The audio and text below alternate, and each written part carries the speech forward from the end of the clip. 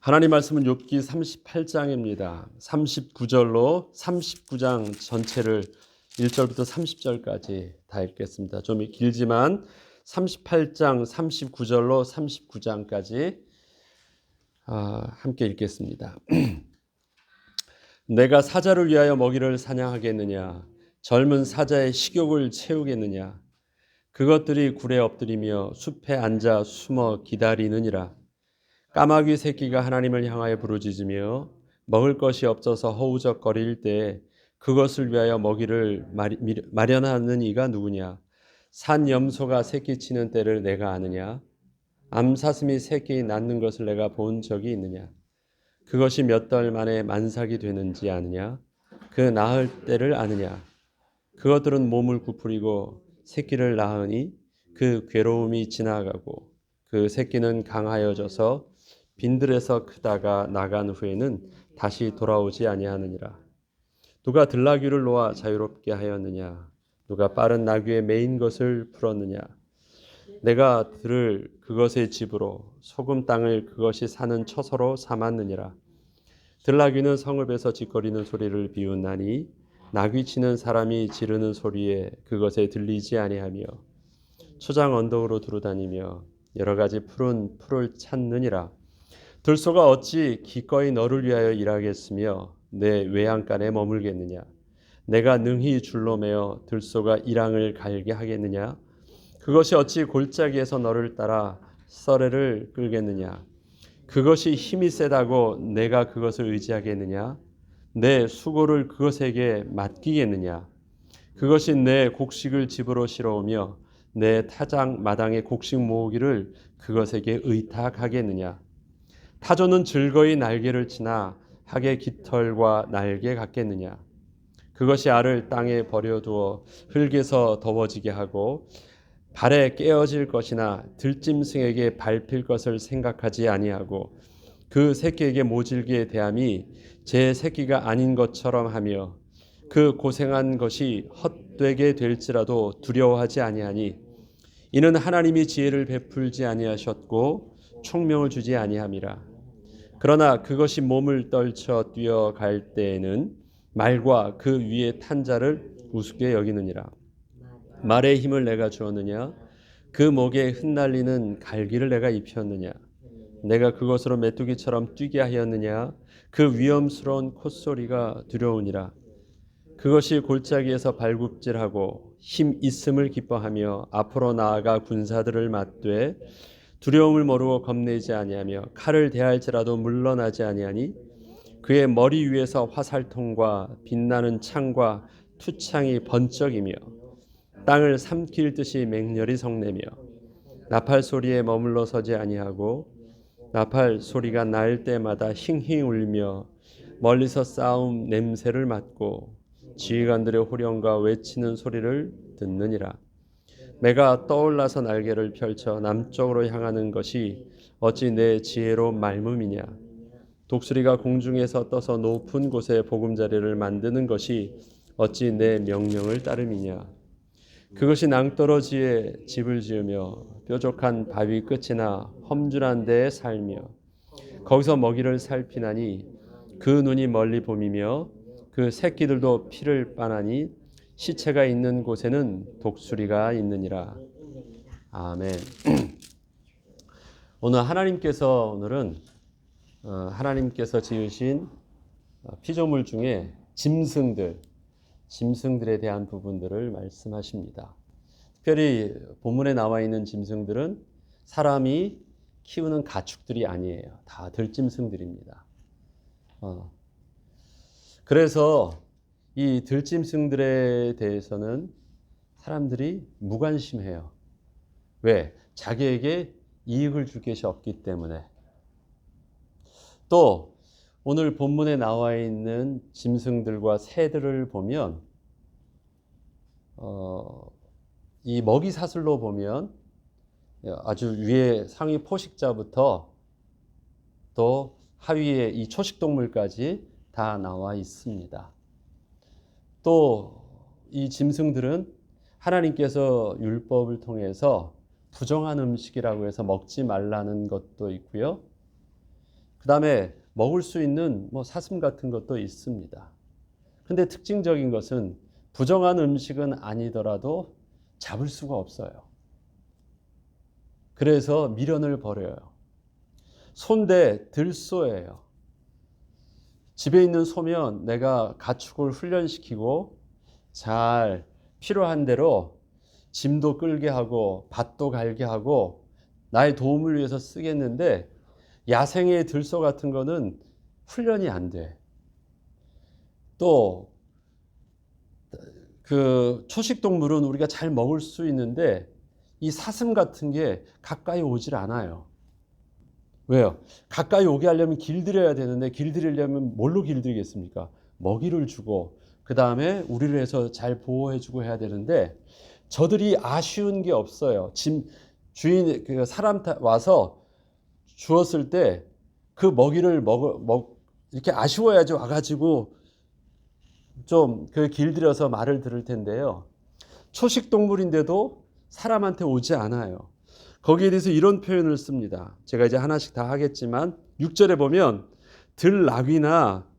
나귀나 이 보면 내가 들을 그것의 집으로 소금 땅을 그것의 처소로 삼았다.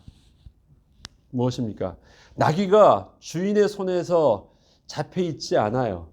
왜냐하면 그렇게 하지 않아도 들에 나가도요, 사람이 아쉽지 않은 보호할 수 있는 장소가 있고요, 그들이 먹을 수 있는 소금이 있어요. 보니까 짐승들도 이렇게 야생이면서도 그 에스키모인들이나 하는 사람들이 이렇게 하는 걸 보니까 다 방목하는 것처럼 보면서 그들이 딱 들고 다니는 게 있더라고요. 소금을 들고 다니면서, 야생인데 소금을 뿌리면 와요. 그래서 그러면서 잡고 하더라고요. 그들도 반드시 몸에 필요한 그 무기물을 먹어야 되는데, 지금 이러한 들나귀나 뭐 이런 들염소나 또 사슴들은 그렇게 하지 않아도요, 그들이 다 뿔뿔이 흩어져 있어요. 그러면 보죠. 가축들은 사람이 키우려고 하면 먹여줘야 돼요. 입혀줘야 돼요. 태어나는 것, 어려서부터도 잘 보호해줘야 돼요. 여러 가지, 그 다음에 또 훈련도 시켜줘야 돼요. 그래야지만 가축들이 필요한 대로 다 쓰여져요. 그리고 가축들은 특성상 강하지 못해가지고 그렇게 관리하지 않으면 그것이 잘 생존하기도 힘들어서 특별히 잘 보존해 주어요. 잘 먹이고 잘 보호해 주고 태어날 때도 잘 태어날 수 있도록 도와주고. 그런데 들짐승들은 보면 초식 동물부터 위에 있는 그 상위 포식자까지 쭉 보면요, 그들은 가만두어도 알아서 키워요. 사람이 볼 때 그 들짐승들의 좀 미련한 부분들이 보이기도 해요. 뭐냐면 이 초식 동물의 약한 그 새끼를 낳는데요, 그 낳은 새끼를 그냥 방치해. 그리고 혼자 자라요. 저렇게 자라놓으면 다 잡아먹힐 텐데, 그런데도 다 자라게 해요. 그리고 어느 정도 크면 또 내보내요. 사람이라면 그렇게 안 하는데 그렇게 한대요. 타조를 보니까 하나님이 미련함을 주셨대요. 그 미련함은 뭐냐면 자기 새끼를 잘 어떤 짐승이든 어떤 그 다른 동물들이 밟지 않고 그 다음에 그것을 훔쳐먹지 않도록 잘 좀 보존하고 잘 숨겨서 잘 나올 수 있도록 품어줘야 되는데, 자기가 품지도 않아. 땅속에다 파묻어 놓고 길가에다 함부로 해놔가지고 그것을 누가 밟든 아니면 훔쳐가든 그것에 대한 전혀 관심이 없게 타조는요, 그 알을 그렇게 방치한대요. 그런데 그걸 우리가 볼 때 정말 미련한 것이래요. 오늘 본문에서도 그래 미련한데, 하나님께서 타조에게 그런 미련함을 주셨대요. 그래서 그렇게 한대요. 되게 어리석어 보이는데도요, 특이한 건 그러면서도 거기서도 열매가 아니라 새끼가 태어나고요, 그 미련한 것 같은데 아무것도 안 돼. 그리고 타조는 날지도 못해요. 그런 거 보면 새로서는 굉장히 미련하고 열등한 핸디캡을 가지고 있는데, 타조는요 뭐가 있어요? 굉장히 빨라요. 자동차가 달리는 것처럼 굉장히 빨리 달릴 수 있대요. 그래서 그 타조를 함부로 잡지를 못한대요. 말을 탄 사람이 쫓아간다 할지라도 잡을 수가 없대요. 그 미련함 속에 또 말을 하고 있습니다.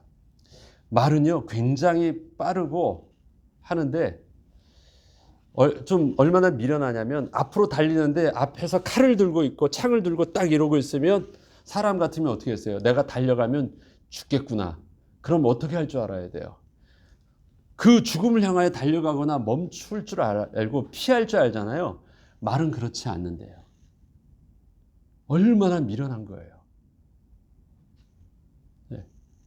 그래서 여러분 영화나 이 전쟁 영화를 보면요. 앞에 있고 달려 하면 말은 주인이 멈추게 하기 전까지는요. 좌우도 보지 않고 앞으로 그냥 달려가요. 그냥 마치 우리가 자동차 타고 확 밀고 나가지 전차로 그냥 막 밀듯이 그렇게 확 밀어가는데 그것도 사람이 볼 때는 사람의 판단으로 볼 땐 굉장히 어리석은 동물인 거예요. 미련한 것이래요. 그런데 하나님께서 그 미련하게 하셨대요. 그러면서도 주신 것이 무엇이냐? 빠른 다리를 주셨대요. 자, 동물들을 쭉 열거합니다. 열거하는데 일단은 들짐승이고 하나님께서 율법에서 부정하고 혐오하고 건들지 말라고 했던 짐승들이고 하나님께서 허락하신 짐승들이 아니에요. 그러면 사람은 그것에 대해서 관심 갖지 않는 것들이고 그 다음에 잡을 수도 없는 것들이고 또 기를 수도 없는 것들입니다. 그리고 해로운 것들이고 그러면 이러한 모든 것들은 사람의 무관심과 사람의 손을 떠나서 알아서 지금 그들이 자라고 있어요. 알아서 생존하고 있고 알아서 그 동물들은요 살고 있습니다.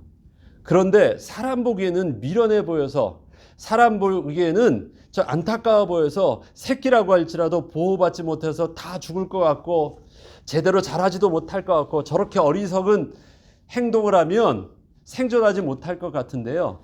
자연은 하나도 부족함 없이 남음도 없이요. 질서 있게 조화롭게 이 먹이사슬은 그렇게 형성되어져서 운행하고 있어요. 그 자연을 하나님이 욥을 통해서 보게 하신 것이에요. 네가 먹여주지 않았잖아. 사자도 또 까마귀도 독수리도 거기에서 들나귀도 암사슴도 타조도 다 말할 때요. 필요에 대해서 네가 먹였고 또 필요하다고 해서 네가 보호해 주었고 미련하다고 해서 네가 가르쳐서 훈련시켰고 그럴 수 있었느냐?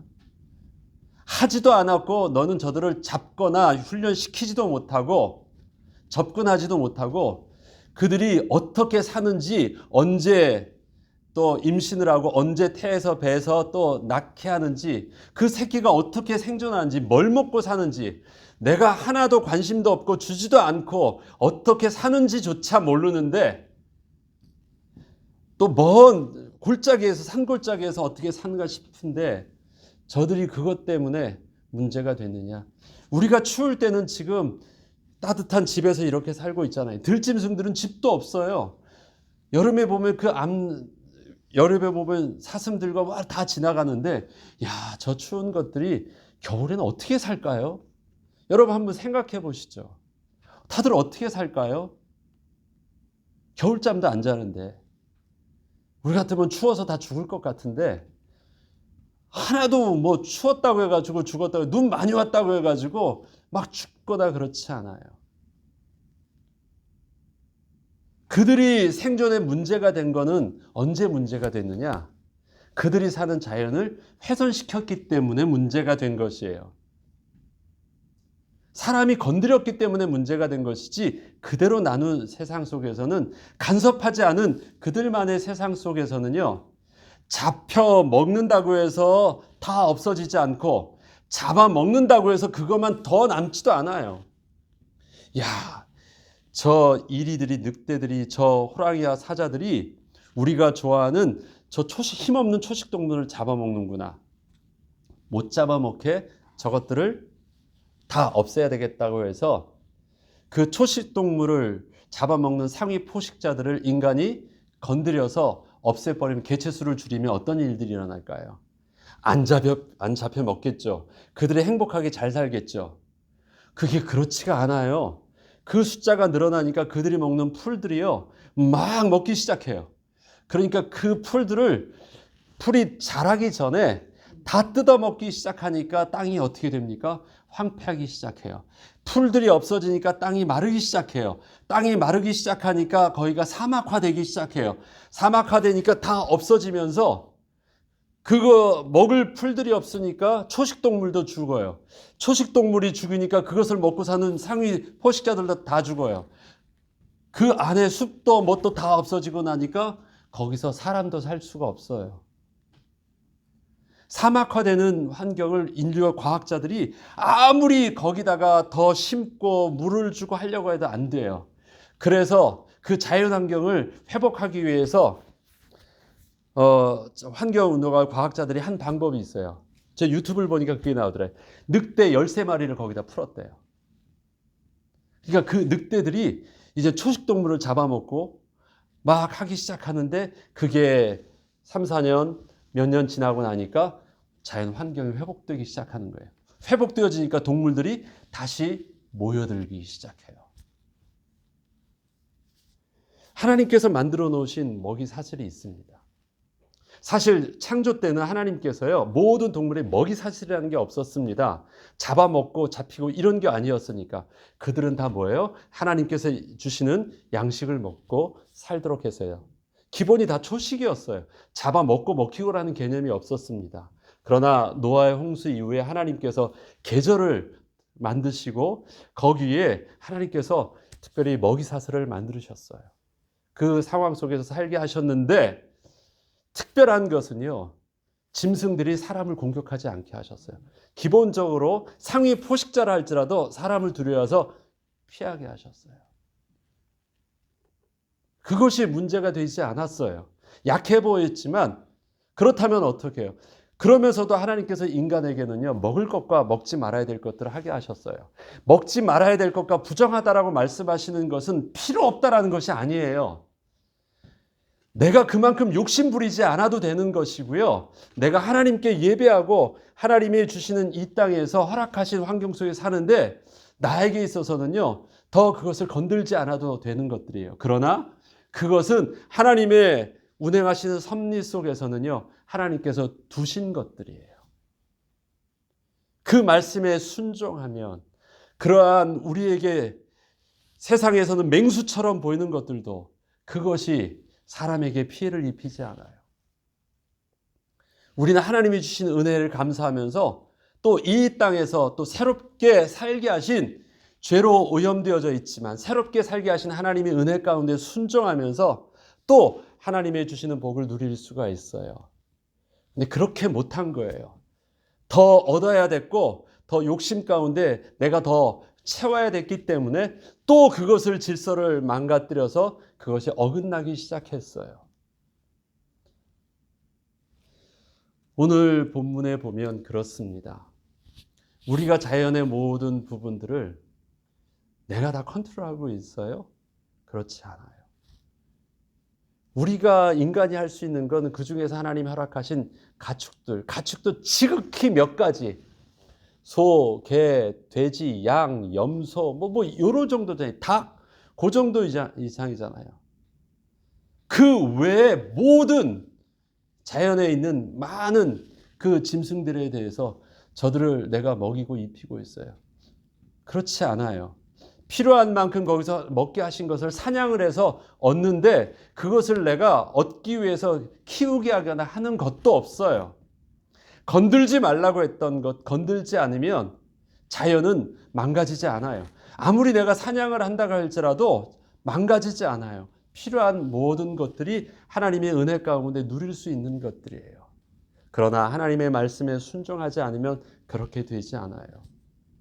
내가 세상의 모든 것을 컨트롤하고 있고 모든 것을 내가 다 알고 있어서 내가 볼 때엔 저건 미련한 것이야, 저 참 바보 같네, 저 짐승 보니까 저렇게 어리석으니까 나한테 잡혀 먹지 하고 내가 다 똑똑한 것처럼 보이고 내가 다 컨트롤할 수 있는 것처럼 보이지만 실질적으로 내가 그러한 짐승들 안에서 손을 뻗칠 수 있는 것도 없었고 알고 있는 것도 없는데 그것이 그렇게 움직여지고 있어요. 네가 뭘 했지? 그 안에서 축복을 누리고 있는데 그 축복이 어디서 왔지? 세상을 네 손 안에서 좌지우지하고 있다고? 실상은 네 손에서 좌지우지되어 있는 세상이 아니야. 하나님의 은혜 주지 아니하시면 노출되어 있는 자연 환경과 그 모든 속에서 하나님의 은혜 가운데 은혜의 공급하심을 받고 은혜의 보호하심을 받으면서 너는 그렇게 살고 있는 거야.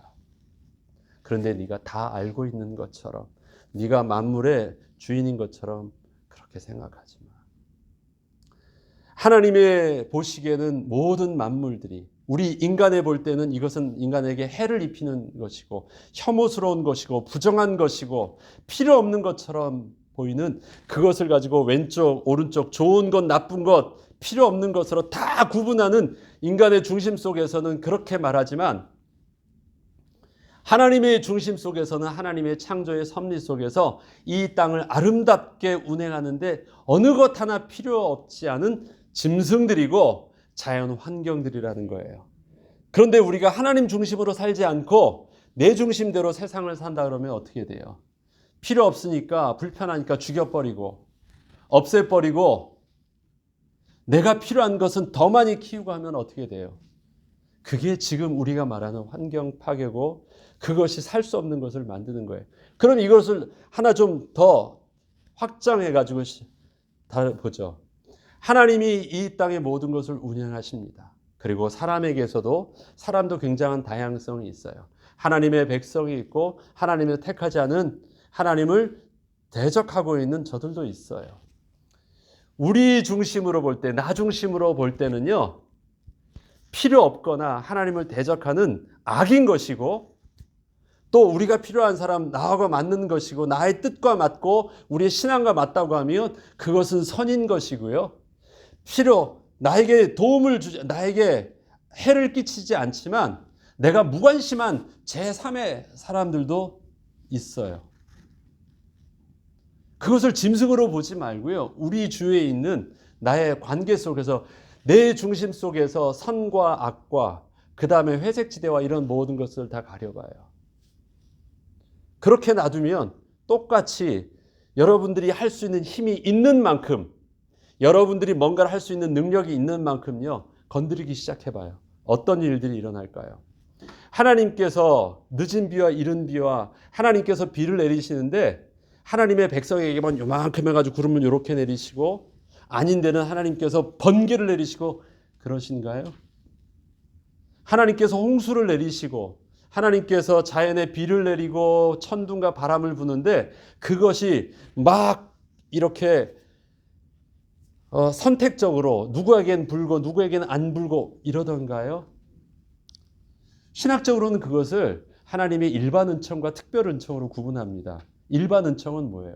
모든 사람에게 하나님께서 다 베풀어 주시는 자연의 섭리 속에서 받는 은혜들이에요.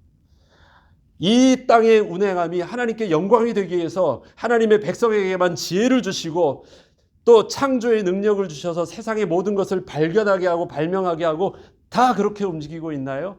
세상에 하나님의 백성만이 올바른 생각을 가지고 있으니까 그 백성이 정치를 하고 그 백성만이 모든 것을 다 운행해야 하니까 그게 정상적으로 막 세상이 잘 진행합니까? 그렇지 않아요. 하나님의 권세를 전혀 하나님을 모르는 대적하는 자에게도 주기도 하셨어요. 그것이 폭군이 돼서 많은 사람을 죽이기도 할 정도예요. 전혀 하나님께 영광이 될 수 없는 사람들이 세상을 이롭게 하는 발명도 하기도 하세요. 여러분 무슨 기준으로 여러분에게서 이 사람은 필요하고 필요하지 않다 하면서 그것을 나누고 마음에 안 든다고 해서 제거하고 필요한 만큼은 내가 더 끌어들이고 어떻게 하겠습니까? 우리는 그렇게 할 권한도 없고요. 그렇게 해야 되는 이유도 없습니다.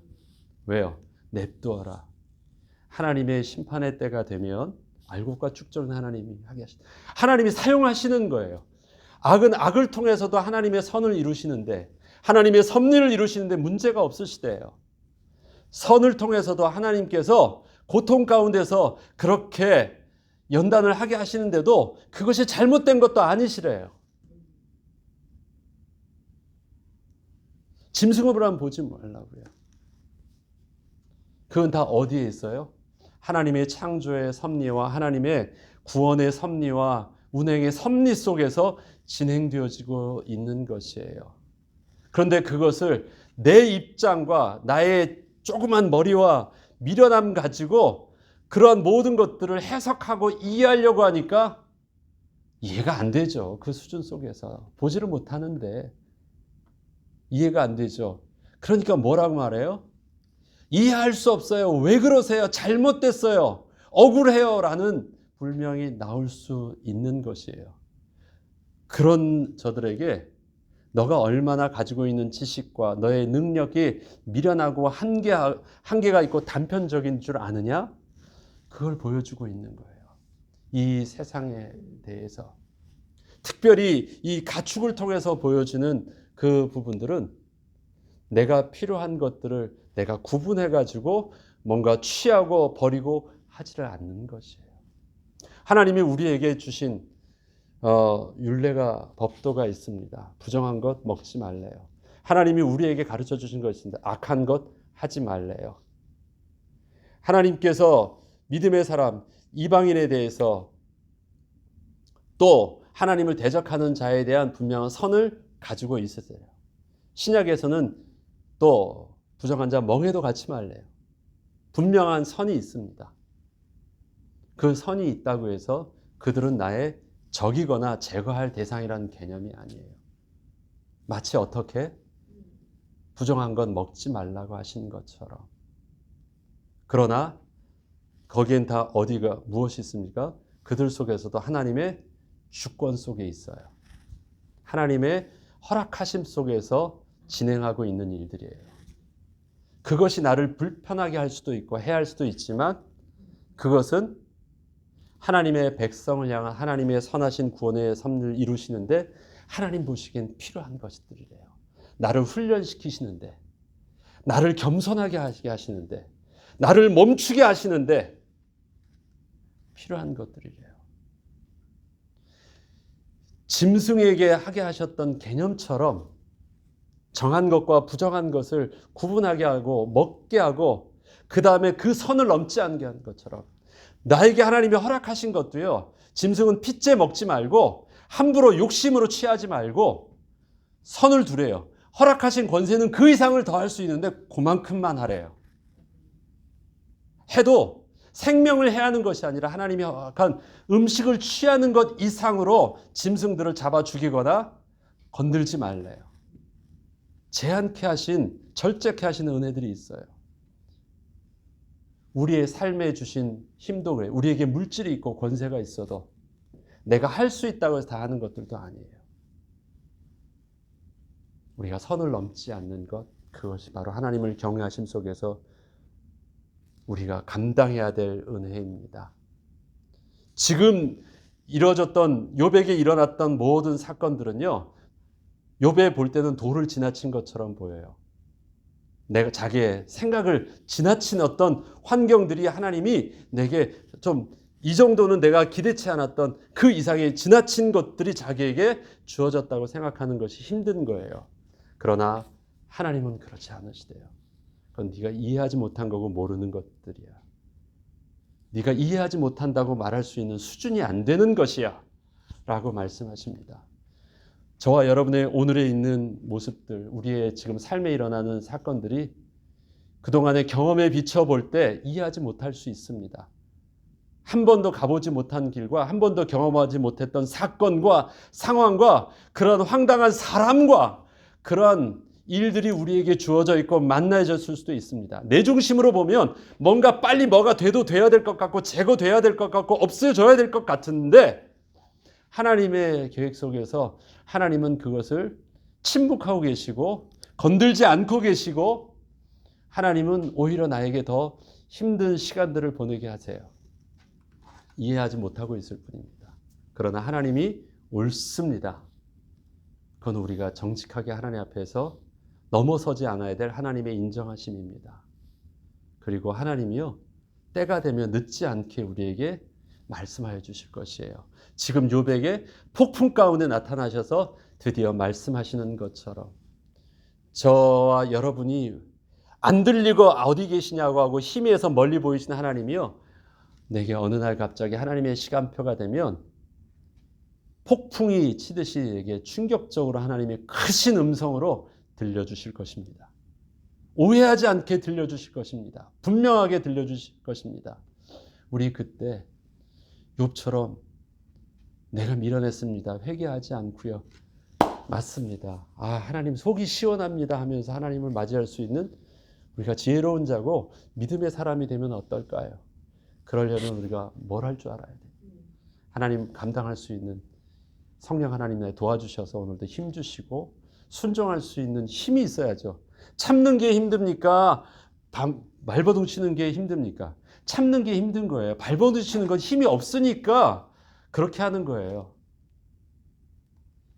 내가 참을 수 있다는 건 힘이 있는 거예요. 말을 안 하고 침묵할 수 있는 것도 힘이 있는 거예요. 버틸 수 있으니까. 어떻게? 그런데 그 힘이 우리 속엔 없대요. 그래서 성령 하나님이 우리와 함께 하셔 도와주신대요.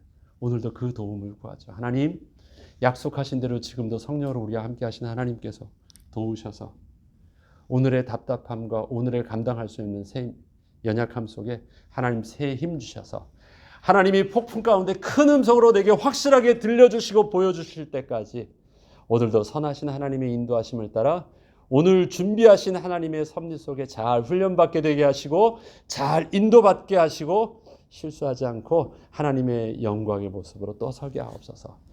우리 오늘도 주의 은혜를 구하며 도우심을 구하는 기도 가운데 승리하는 저와 여러분 되길 주의 이름으로 축원합니다. 주기도문으로 마치겠습니다.